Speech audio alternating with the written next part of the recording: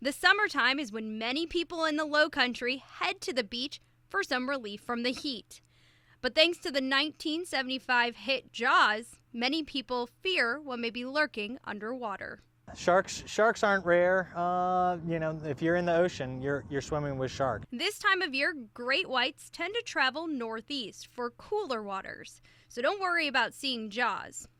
SCDNR marine biologist Brian Fraser says we have about 17 different types of sharks off the coast during the summer months. It seems like sharks have been in the news more than ever for attacks. But I took a trip with SCDNR's shark tagging project, and the team says these animals are nothing to fear, but should be respected. While stats show an increase in bites during the last 30 years, there has been no dramatic spike. Shark populations were heavily overfished in the 1980s and early 90s, and populations are rebounding. So there's more sharks in our coastal waters, but there's also more people, so we're more likely to have interactions between the two. The South Carolina coast averages 4 to 5 shark bites per year, but generally those are cases of mistaken identity. As sharks feed in the surf, where we swim, they may mistake us for prey.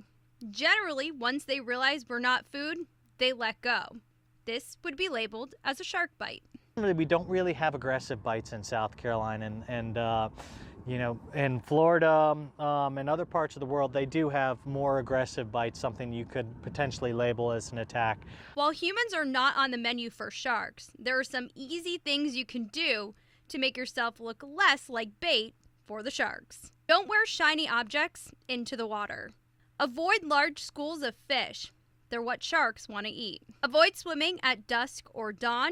Try to swim in groups. Don't swim if you are actively bleeding. Fraser says if you're enjoying some time in the water and see a shark, don't panic.